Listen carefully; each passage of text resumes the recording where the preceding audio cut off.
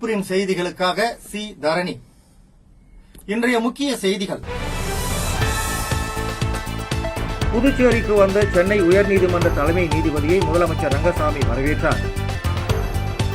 புதுச்சேரி நீதிமன்றத்தில் அட்டகாசம் செய்த 20 நாய்களை நகராட்சி நடவடிக்கையால் பிடித்துச் செல்லப்பட்டது. தேத்தாம்பாக்கம் மின்வாரிய துணை மின் நிலையத்தில் செம்பு கம்பி திருட்டில் ஈடுபட்ட 2 பேரை போலீசார் கைது செய்து அவர்களிடமிருந்து 80 கிலோ செம்பு கம்பிகள் மீட்கப்பட்டன.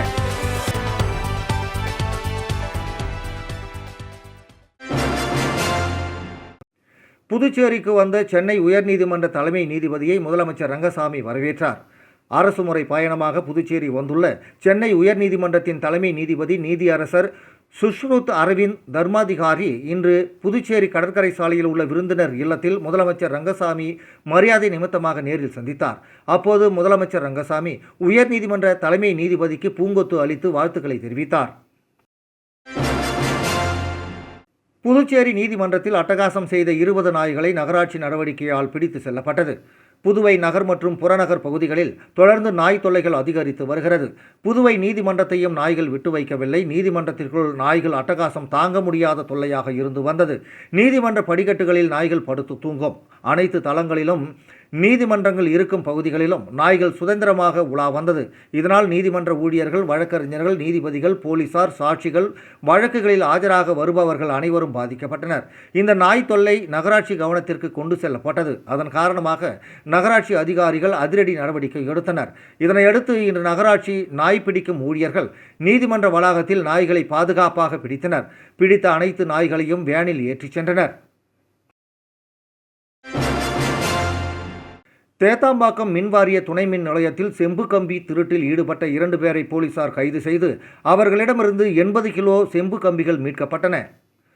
புதுச்சேரி காட்டேரிக்குப்பம் காவல் நிலைய எல்லைக்கு உட்பட்ட தேத்தாம்பாக்கம் மின்வாரிய துணை மின் நிலையத்தில் பழுதடைந்த மின் மாற்றியில் இருந்து சுமார் 200 கிலோ எடையுள்ள செம்பு கம்பிகள் திருடப்பட்ட சம்பவம் தொடர்பாக போலீசார் மேற்கொண்ட தீவிர விசாரணையில் 2 பேரை கைது செய்து 80 கிலோ திருட்டு செம்பு கம்பிகளை மீட்டுள்ளனர்.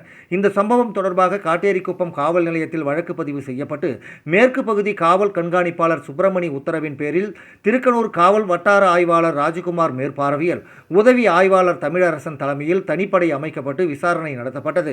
விசாரணையின் போது தொழில்நுட்ப ஆதாரங்கள் மற்றும் செல்போன் டவர் டம்ப் பகுப்பாய்வு மூலம் கிடைத்த தகவலின் அடிப்படையில் விழுப்புரம் மாவட்டம் கொடுக்கூர் பகுதியைச் சேர்ந்த ரமேஷ் என்பவரை போலீசார் கைது செய்தனர்.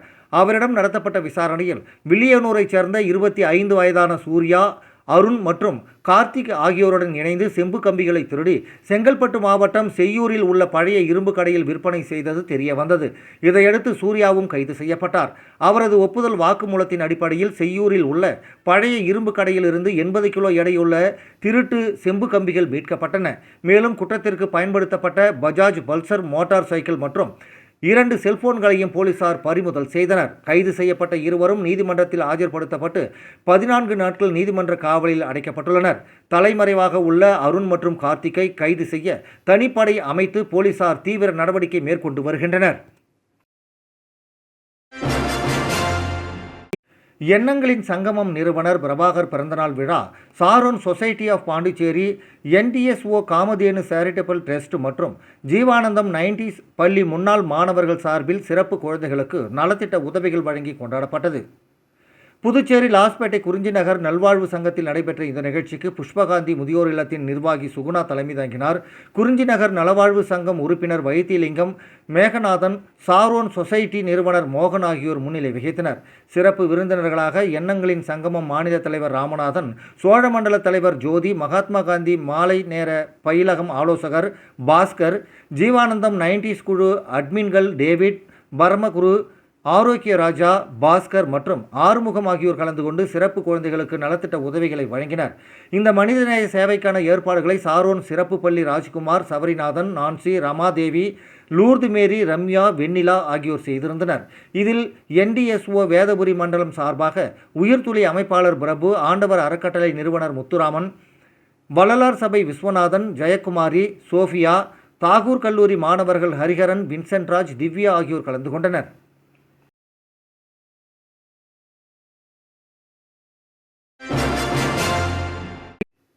புதுச்சேரியில் இயங்கி வரும் தொண்டு நிறுவனமான ஆத்மஞான ஆலயத்தின் சார்பாக ஆலயத்தின் பெரியவர் ஐயா ராமராஜா அவர்களை அறிவுறுத்தலின்படியும் புதுவையில் சாலையோரம் வசிப்பிடமாக கொண்ட எளிய மக்களுக்கு சிறப்பு அன்னதான நிகழ்ச்சியில் பிரியாணி, பழம், தண்ணீர் பாட்டில் மற்றும் புடவை, லுங்கி, டிஷர்ட் மற்றும் துண்டு ஆகியவை வழங்கப்பட்டது. புதுச்சேரியில் இயங்கி வரும் தொண்டு நிறுவனமான ஆத்மஞான ஆலயத்தின் சார்பாக இன்று ஆலயத்தின் பெரியவர் ஐயா ராமராஜா அவர்களை அறிவுறுத்தலின்படியும் புதுவையில் சாலையோரம் வசிப்பிடமாக கொண்ட எளிய மக்களுக்கு சிறப்பு அன்னதானம் நிகழ்ச்சியில் பிரியாணி, பழம், தண்ணீர் பாட்டில் மற்றும் புடவை, லுங்கி, டிஷர்ட் மற்றும் துண்டு ஆகியவை வழங்கப்பட்டது. மேலும் இந்த நிகழ்ச்சிக்கு தேவையான நிதி உதவி வழங்கிய சிங்கப்பூர் வாழ் ஜோதி ராமச்சந்திரா குடும்பத்தாருக்கு அமைப்பின் சார்பாகவும் பயனாளிகள் சார்பாகவும் நன்றி பாராட்டப்பட்டது. இந்த நிகழ்ச்சிக்கு தேவையான ஏற்பாடுகளை ஆத்மஞான ஆலய நிர்வாகிகள் கவனித்துக் கொண்டனர்.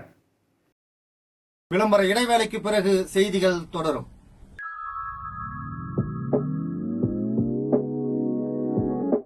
ஜோசாலுகாஸில் இயர் எண்ட் சேல் வந்தாச்சு. தங்க நகைகளுக்கான சேதார கட்டணத்தில் பிளாட் 50% தள்ளுபடி பெறுங்கள். இப்பவே ஷாப்பிங் செய்யுங்க.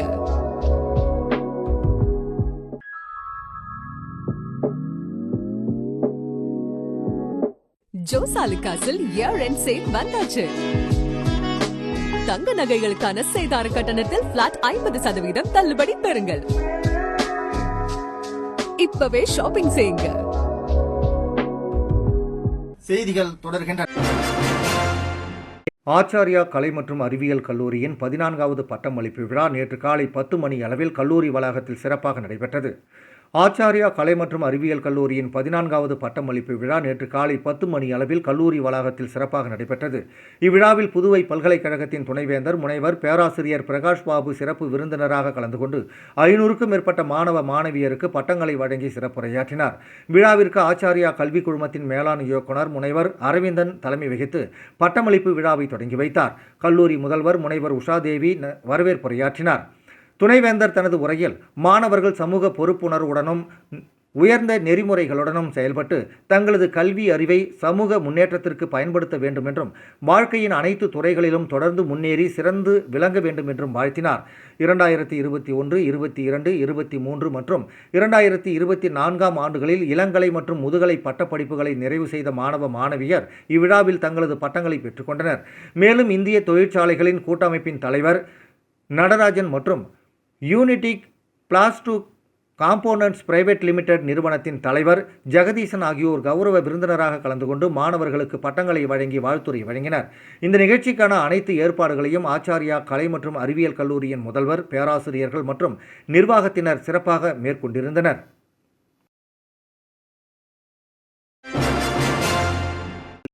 புதுச்சேரி அரசு ஓட்டுநர் சங்கங்களின் சார்பில் முதலமைச்சர் ரங்கசாமியை அவரது இல்லத்தில் சந்தித்து நன்றி தெரிவிக்கும் நிகழ்ச்சி நடைபெற்றது. புதுச்சேரி அரசு ஓட்டுநர் சங்கங்களின் சார்பில் முதலமைச்சர் ரங்கசாமியை அவரது இல்லத்தில் சந்தித்து நன்றி தெரிவிக்கும் நிகழ்ச்சி நடைபெற்றது. இந்த சந்திப்பில் அரசு ஓட்டுநர் கூட்டு இயக்கத்தின் தலைவர் செல்வம், அரசு ஓட்டுநர் சங்கத்தின் பொறுப்பாளர் கணேசன், சுமித்ரா, அரசு ஓட்டுநர் சங்கத்தின் தலைவர் ரவிச்சந்திரன், 108 ஆம்புலன்ஸ் ஓட்டுநர் சங்கத்தின் நிர்வாகிகள் உள்ளிட்டோர் பங்கேற்று முதலமைச்சருக்கு மரியாதை செலுத்தினர். அரசு ஓட்டுநர்களுக்கு கிரேடு 2விலிருந்து கிரேடு 1ஆக பதவி உயர்வு வழங்கியதற்காக முதலமைச்சருக்கு நன்றி தெரிவிக்கும் வகையில் இந்த சந்திப்பு நடைபெற்றதாக சங்க நிர்வாகிகள் தெரிவித்தனர். மேலும் பதவி உயர்வு பெற்ற ஓட்டுநர்களுக்கான ஊதியம் மற்றும் பிற நிலுவை சலுகைகள் உரிய நேரத்தில் வழங்க நடவடிக்கை எடுக்க வேண்டும் என்றும் அவர்கள் முதலமைச்சரிடம் கோரிக்கை வைத்தனர்.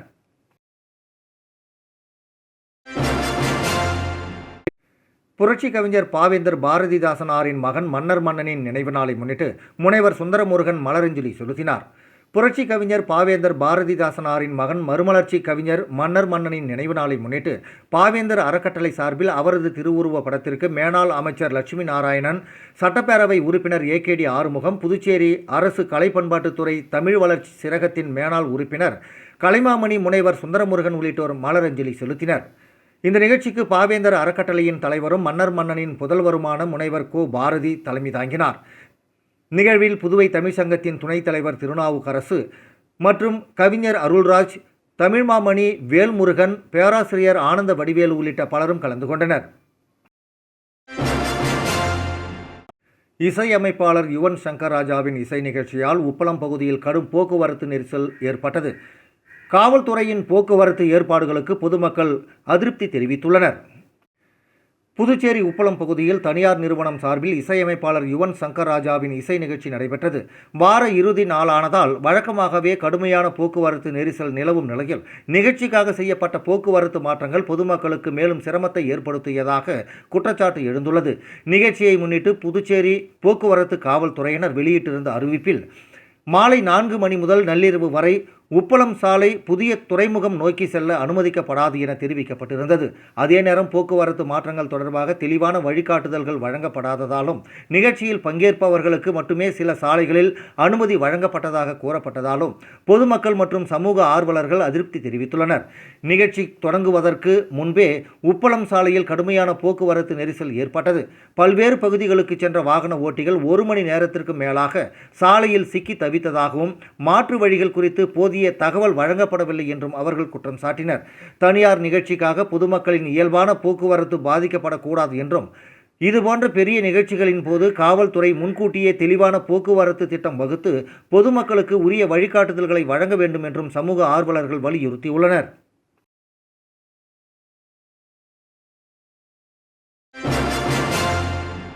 Rotary club of Pondicherry cosmos மற்றும் ஈஸ்ட் கோஸ்ட் மருத்துவமனை இணைந்து அரியாங்குப்பம் பாரதியார் பல்கலைக்கூட வளாகத்தில் மாபெரும் இலவச மருத்துவ முகாமை வெற்றிகரமாக நடத்தின. Rotary club of Pondicherry cosmos மற்றும் ஈஸ்ட் கோஸ்ட் மருத்துவமனை இணைந்து அரியாங்குப்பம் பாரதியார் பல்கலைக்கூட வளாகத்தில் மாபெரும் இலவச மருத்துவ முகாமை வெற்றிகரமாக நடத்தின. முகாமை அரியாங்குப்பம் சட்டமன்ற உறுப்பினர் ஐயப்பன் குத்துவிளக்கு ஏற்றி தொடங்கி வைத்தார். நிகழ்ச்சியில் பாரதியார் பல்கலைக்கூட முதல்வர் டாக்டர் PV போஸ் மற்றும் ஈஸ்ட் கோஸ்ட் மருத்துவமனை இயக்குனர் டாக்டர் வெங்கட்ராம் ஆகியோர் சிறப்பு விருந்தினர்களாக கலந்து கொண்டு வாழ்த்துரை வழங்கினர். முகாமில் டாக்டர் நௌஷாத் தலைமையிலான மருத்துவ குழுவினர் பொதுமக்களுக்கு பல்வேறு சிறப்பு மருத்துவ பிரிவுகளில் இலவச மருத்துவ பரிசோதனை, ஆலோசனை மற்றும் விழிப்புணர்வு சேவைகளை வழங்கினர். ஏராளமான பொதுமக்கள் கலந்து கொண்டு மருத்துவ சேவைகளை பெற்று பயனடைந்தனர். இந்த நிகழ்ச்சிக்கு ரோட்டரி கிளப் தலைவர் சிவகணபதி தலைமை தாங்கினார். செயலாளர் ஹாஜா முகமது முன்னிலை வகித்தார். திட்டத் தலைவர் அம்பலவாணன், திட்ட ஒருங்கிணைப்பாளர் கண்ணதாசன், வெங்கடேசன் மற்றும் மாவட்ட சிறப்பு திட்ட ஆலோசகர் ராஜகணபதி, உதவி ஆளுநர் பாலமுரளி, ரோட்டேரியன்கள், நன்கொடையாளர்கள் மற்றும் சமூக ஆர்வலர்கள் திரளாக கலந்து கொண்டு நிகழ்ச்சியை சிறப்பித்தனர். சேவையே உயர்ந்த தர்மம் என்ற ரோட்டரியின் உயரிய கொள்கையை செயல்படுத்தும் வகையில் நடைபெற்ற இந்த முகாம் பொதுமக்களிடையே பெரும் வரவேற்பை பெற்றது.